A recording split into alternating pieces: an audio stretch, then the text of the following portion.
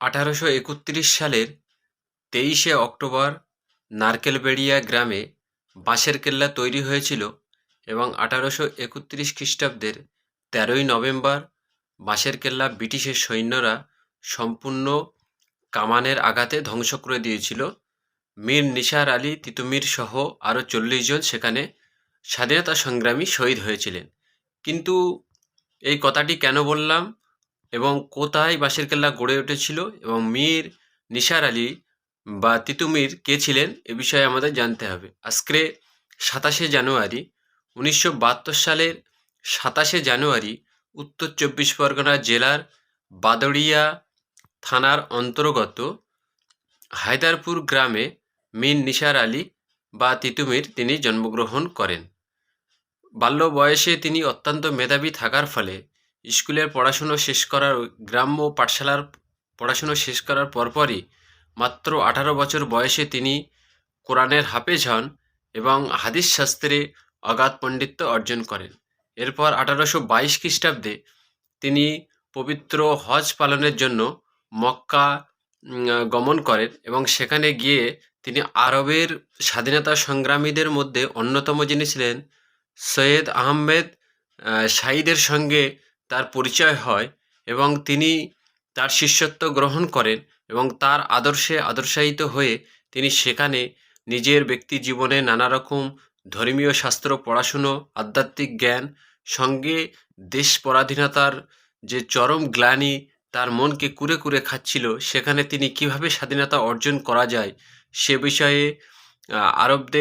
আরবের স্বাধীনতা সংগ্রামীদের সঙ্গে তিনি পরামর্শ করেন এবং 1827 খ্রিস্টাব্দে দেশে ফিরে এসে প্রথমে তিনি তার গ্রামের চাষিদের এবং পরবর্তী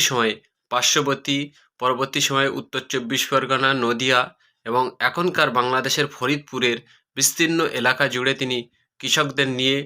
প্রথমে নীলকরের খাজনা এবং মসজিদের উপরে খাজনা, ধর্মীয় স্থানের উপরে খাজনা বসানোর বিরুদ্ধে তীব্র প্রতিবাদ এবং বিদ্রোহ ঘোষণা করে ইংরেজ সেনাবাহিনীর বিরুদ্ধে। এরপরে তিনি 1831 সালের 26শে অক্টোবর তিনি নারকেলবেড়িয়া গ্রামে বাঁশের কেল্লা,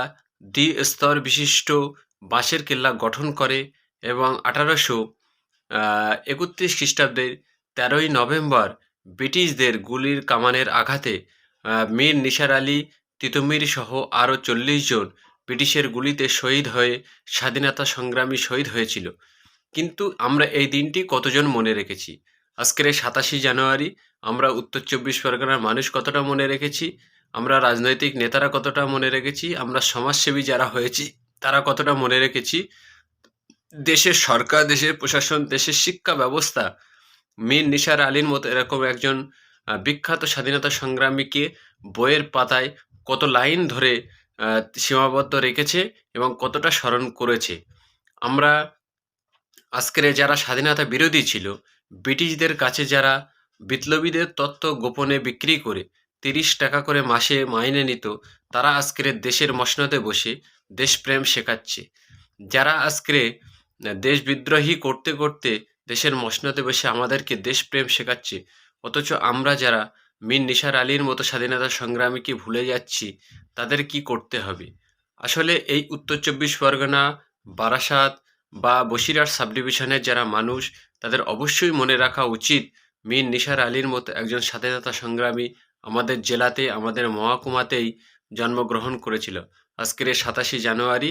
তার এই জন্মদিনে আমরা অনেক অনেক শুভকামনা জানাই এবং এরকম বাঙালি বিপ্লবী প্রত্যেক ঘরে জন্ম নিক এবং যারা দেশদ্রোহী করেছিল স্বাধীনতার সময় তারা নিপাত যাক এই কামনা করি।